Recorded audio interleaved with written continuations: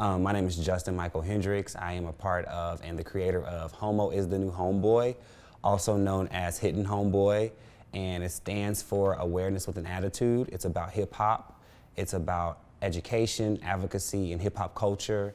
It's about the influx of queer liberation and Black queer experiences in the most abrupt way possible to be out there in the masses, the media, and the markets to change the narrative and be the control of change in spaces where we aren't visibly seen visually, but we always been there and they've been taking a part of our culture, and it's time that we step up and we educate each other and move forth as a community and as a culture.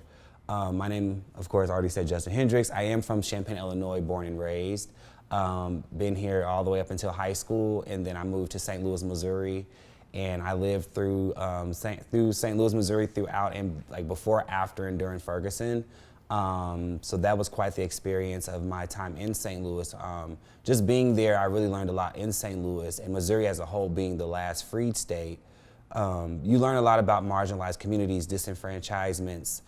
Working in the school districts there, I learned a lot about socioeconomics and disadvantages that I didn't know I experienced myself living in Champaign until I was old enough in those areas in Missouri and in St. Louis predominantly, coming out and learning about just being youthful and making mistakes, but then also learning about what it is to be a Black queer youth and what it is to be a part of the LGBTQ community, and just the whole experience of the Black experience of liberation at large, living in Missouri and St. Louis. And then when I returned back to Champaign after Ferguson, I really wanted to do more groundwork in Champaign like I did in St. Louis. I'm also part of the ballroom community, and so that's another thing that's very important with ballroom and culture, to where we want to make sure that we give homage and we pay homage to our history and that it's known.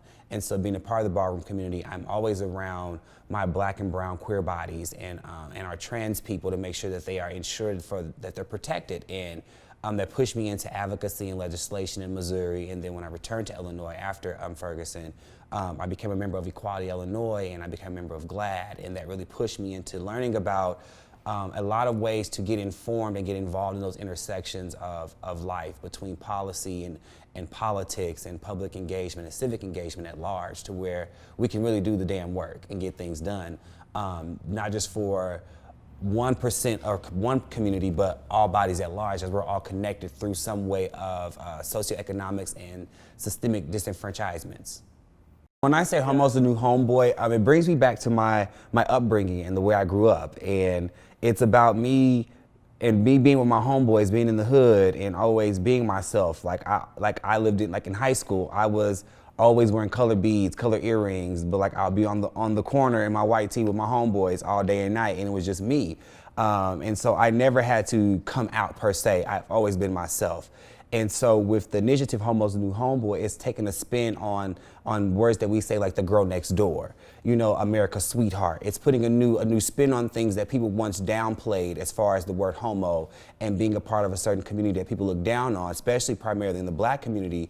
Homosexuality and sex in general is already taboo. You add in gender and a whole spectrum, and nobody really wants to talk about it when you put in religiosity and just the system of acceptance in the Black community at large. So with that being said, I wanted to reach out to my community and at large focus on Black queer youth and Black queer boys that I know that I could reach to, because I know when I grew up, I didn't have that. And then when I moved to St. Louis, I gained those resources, and that really pushed me into my initiative and my advocacy. And then when I came back to Champaign, I really wanted to reach out and seek forth for those queer Black and brown boys that I do not see in spaces, I do not see when I'm out and about. And it's time that I can get out there and reach and be that source for them, to help them and give them as much experience and as much power as possible. New Homeboy, I want to say about 2017. I began in St. Louis, like I said again, a part of the ballroom community that really pushed me into advocacy and making sure that we as queer folks and trans people are valid and we're taken care of and we are accepted and our authenticity is there at all times, and we are respected. We don't demand respect. There should always be respect at all times. And so being a part of that community, I really wanted to find a way to avenue myself and negate myself in a way to find a niche to where I can have a voice, to where it's powerful in ways besides us just making a bunch of noise. We're actually putting purpose by what we're doing. And so by doing that, I wanted to make the initiative, and I reached out to certain people that I knew as far as like health professionals, certain mentors in the ballroom scene and in the LGBT community at large, and I said, this is the initiative I want to do. I want to do a documentary, and with my documentary, I wanted to discuss at large the different facets that we go through as Black men and also as Black queer men. And the documentary is called Manhood for Sale. It's on YouTube right now, and I discuss a lot of different disconnects, but also things that we have in common between black and brown cis and heterosexual homosexual males, from entertainment to media to incarceration to health and awareness and how we're seen in things in politics.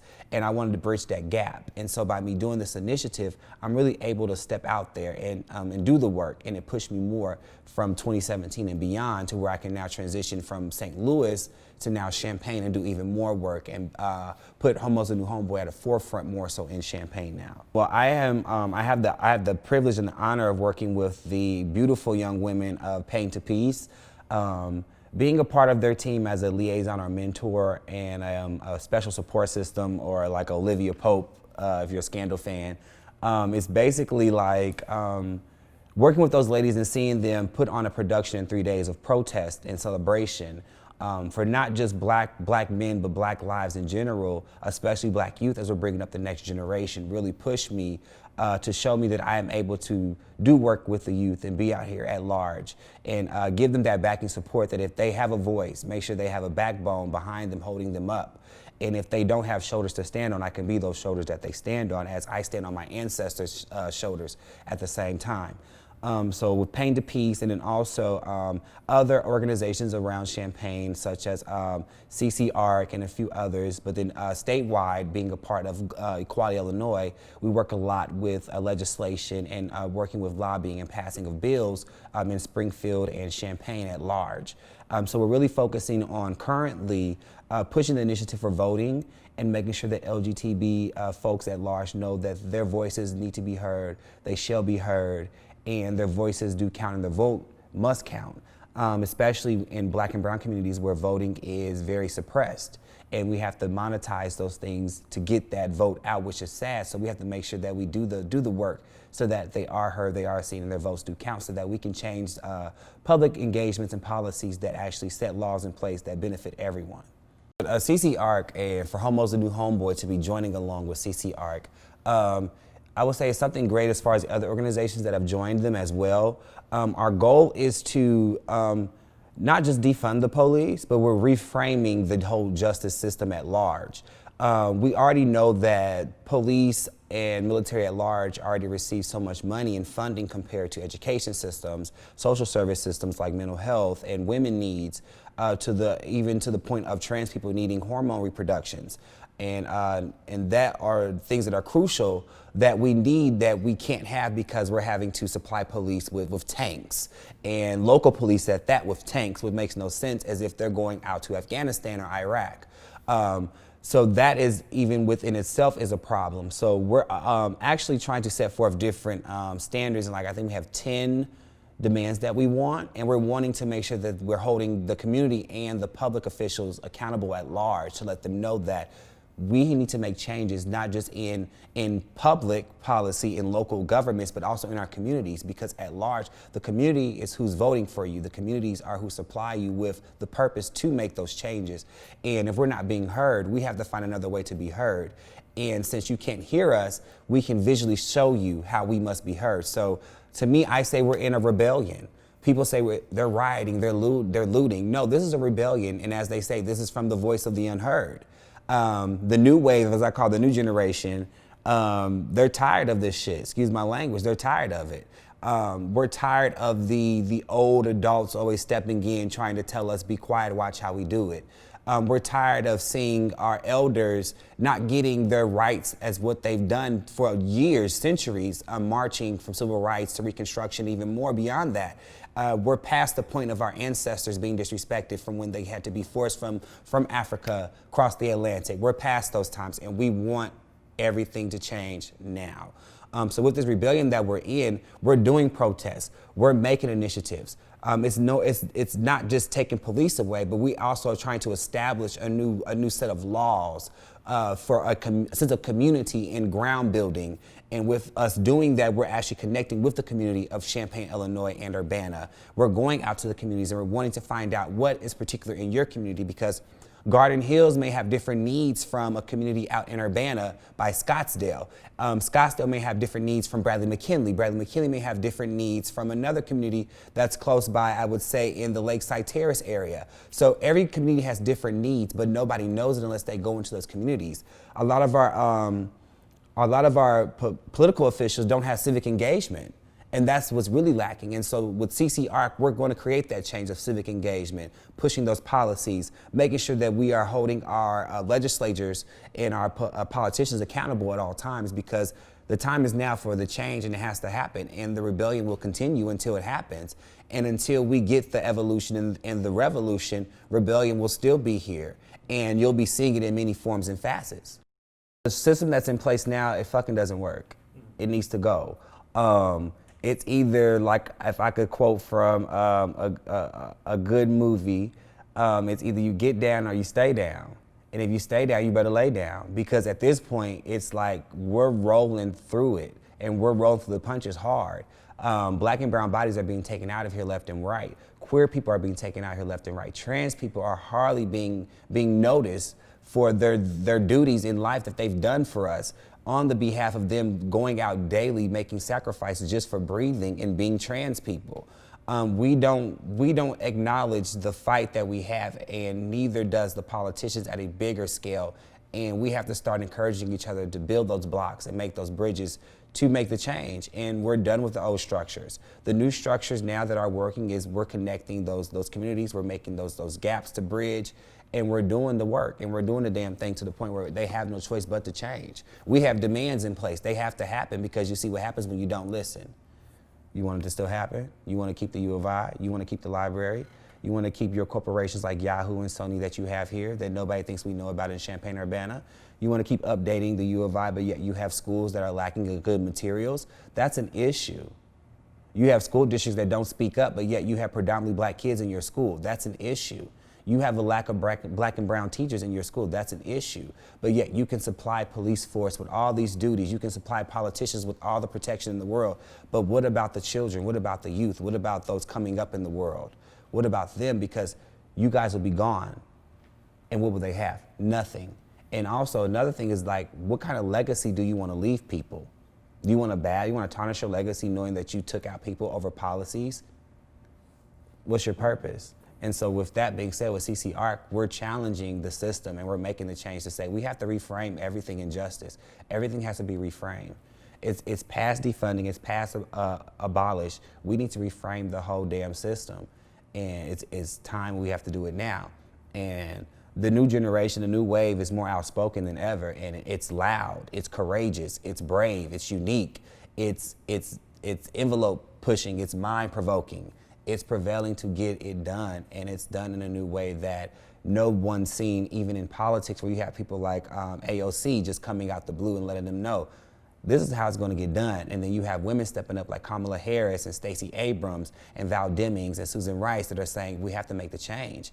These are trans people that are stepping out and letting it know, like Janet Mock, Angelica Ross. We're doing the job. You have queer folks such as George Johnson, Darnell Moore. They're doing the job. You know, we have to do the work. We have to get things done. And then also we can't forget our allies, because they also are in the fight for us. And so with that being said, you have people like Jane Fonda, the legend herself, stepping out here, who used to hide Black Panther Party meetings in her house and keep people safe, because she knew the cause. She knew her privilege, and that's what we're wanting at the end of the day. Know your privilege and gain that access to allow everyone to have the same. So as far as Homo's a New Homeboy, being a part of an initiative like this, I would say we're all for the revolution. We're all for the rebellion. It goes back to Stonewall with Marsha P. Johnson and Sylvia Rivera. We were birthed from this. It was all about taking a stance. It's all about not being shut up. And then you go even down the line to Bayard Rustin and the works that he's done to get Martin Luther King the stature and the statue that he is now. You go to James Baldwin. We've been in this. I've been a part of this. Malcolm X. I've been in this, been a part of this. So what I've learned from my ancestors is to be always in the rebellion and in the revolution and make the change. And not just for a certain type of people, but all people. And the rebellion and the revolution is what needs to not just be televised, but needs to be heard, seen, passed around, downloaded, DM'd, shared, liked. It's about making that change of equality and equity.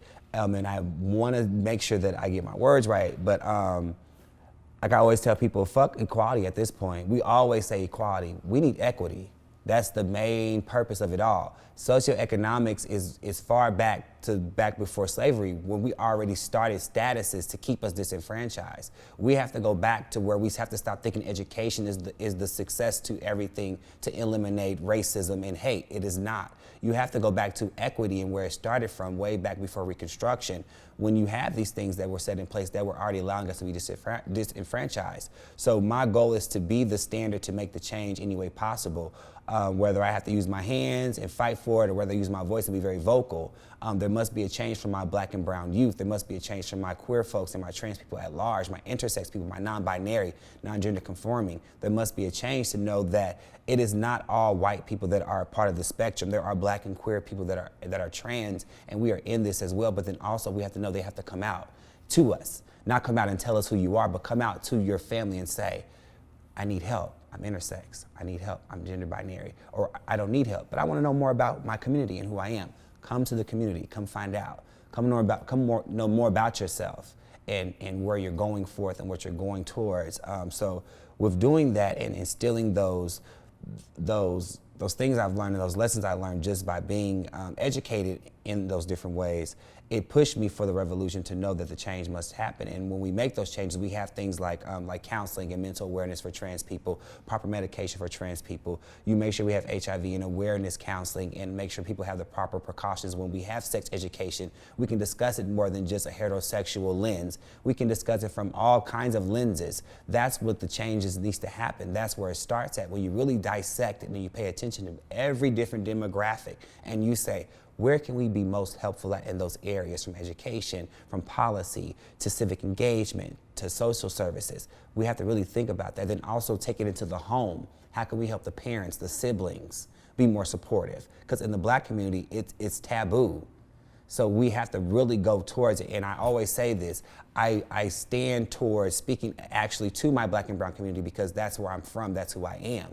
And I speak to them because that is exactly where the allyship really has to start at. The solidarity really has to start there within our black and brown homes. Because of course, you always see, as Stonewall was, it was whitewashed. And so by doing that, you eliminate the history of those patrons that put their hard-earned work in it. And so by me being able to reach out to my black and brown community, I can educate them on LGBTQ history, because as it's seen in Illinois, it's not being passed in Congress. And we have sitting officials currently in Champaign who have not voted on the curriculum bill for equality, which I don't understand, but we'll talk about that another day. So I'm just gonna keep that on note.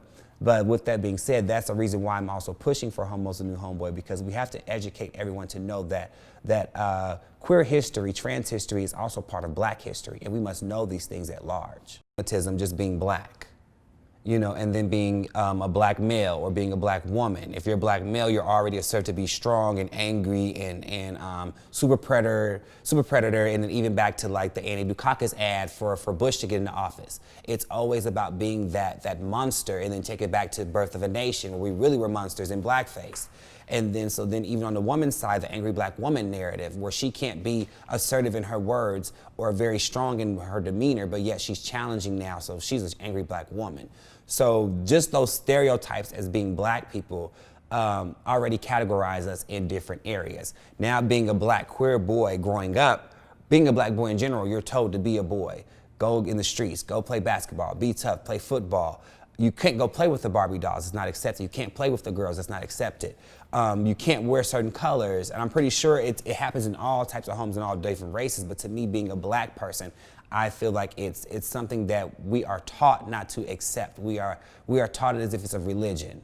And like I say, it's very taboo like sex. If we can't talk about sex, we already know we're not gonna talk about a spectrum at large at that. So growing up black and living in different spaces, I learned that you aren't accepted, but by you being yourself and you standing your ground and you're learning who you are at the same time while learning about your surrounding, you're learning to accept yourself more than what others can accept you for.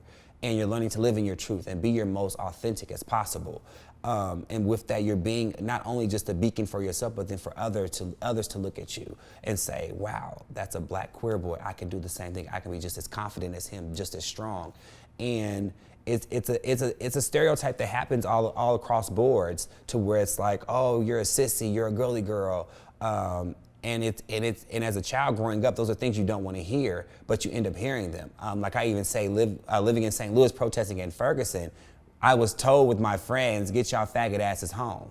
But at the end of the day, it was the purpose that we're here. And when you know your purpose, you can stand against the odds and the adversities, even within your own community, and say, no, it's a bigger purpose, and I want you to see that. And that's where I'm coming from with my initiative, Homo's New Homeboy. It's a bigger purpose, to where we must educate not just the black community, but the black community at large, to let them know we have to start identifying with each other and acknowledge each other as a black family, to know LGBTQ people plus are a part of our family, and they are here and they've been here. They may not have been recognized or noticed, or they've been scorned, or they've been sheltered or hidden, but they've been here, and we must acknowledge that. And the time is now, and my goal is to really push that a narrative and that notion to people to understand. We must acknowledge each other. We must. I always say, like, my parents should have known, because I was obsessed with Prince. So, I mean, they should have known that already. But I just always say, like, growing up, you always have those moments when boys will tease you or make fun of you. Girls will try to tease you, make fun of you, and you don't know if it's flirtatious or if they're just furious of who you are. And so I got tired of a point of trying to navigate and trying to figure that out, always trying to find out who's my friend and who's my foe. And I got to a point where I just was like, I'm done with it. I had enough of trying to find that balance of intersections to figure out, am I accepted in different spaces because of my identity and authenticity. But I learned that me always being myself, I've always been accepted. I've always been there. I've always been in the areas where people wouldn't want me to be. And I've always been myself, and that's where I was able to create those spaces. And when I saw others try to do it, it didn't work so well. And I wasn't sure if it was a different privilege that I had that they didn't have, or just because I grew up in the neighborhoods that they didn't grow up in, or was because I did certain things, or quote unquote the boy things that most queer boys didn't do. So I just never understood it. But when I looked back at it and I was trying to really find my niche and reaching out to queer boys in Champaign, I really wanted to be that wave and that avenue for them to do things that they want to do, from art to music to film to fashion to politics, to making a change and making a statement, because I didn't have that. Everything was through a heteronormative lens. And so with that lens, there is no voice for me. There is no voice for a trans youth. There is no voice for a non-binary child. There is no voice for that. And so by me navigating and being able to learn those different spectrums and actually have friends that are of these different identities and genders, I've been educated. I can call those people up.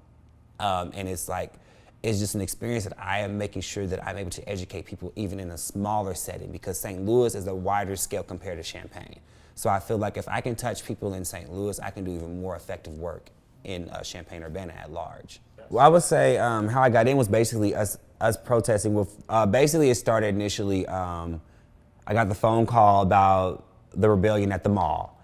And they were like, Justin, get out here. So I ran out there, just brushed my teeth, ran out there, and I just saw the media. And I just learned what I learned in Ferguson, what they told us. When you see the media, you go to the media and you address them, because you don't want them to just give any narrative to paint us any way. You give the facts, you let them know what's going on, and you take it from there. And so I just played my role, what I learned. And then from there, people just start reaching out to me saying, I want you to come out, and I want you to be a backbone, be supportive of the protest. And then from there, I just met different people through protesting, from Paint to Peace, from Drake, and then from Rita. And then I was just meeting different people in different organizations. And then we all just start realizing we're familiar faces with each other. We're actually supporting each other. This is what community looks like. And so from there, we just came together as an organization to make change, make history. And that's the goal. We're making history right now. Right now is the time that we're in history. And if you're doing nothing to be a part of history, then you're doing nothing at all to restore history. And by this change of this organization and this effort, it's not just one organization, it's many backing an initiative. And us backing one initiative shows that we all have one message. We all have one clear goal in mind, and that is to make these changes with these demands. And with these 10 demands, we're not just talking about demands just for one person or one purpose. It's also to create change in different aspects and different demographics, different avenues, because a lot of people don't understand, even in the sense of when you say Black Lives Matter, that's even talking about brown lives. That's talking about low-income whites. That's talking about elderly people. That's a lot of disenfranchisement that is tied to that struggle of suppression and socioeconomic discrimination. That's a lot that's tied to that. So people have to understand that when we do these things with CC ARC, it's bigger than just a message, just a statement and a protest. We're actually trying to do more and make history, make that change. And that's what we're going to do. And we're doing it now. And by us actually having a plan, we're not just going to give you something where we're protesting and you're wondering what's happening the next day. We're protesting, giving you facts by the end of the day.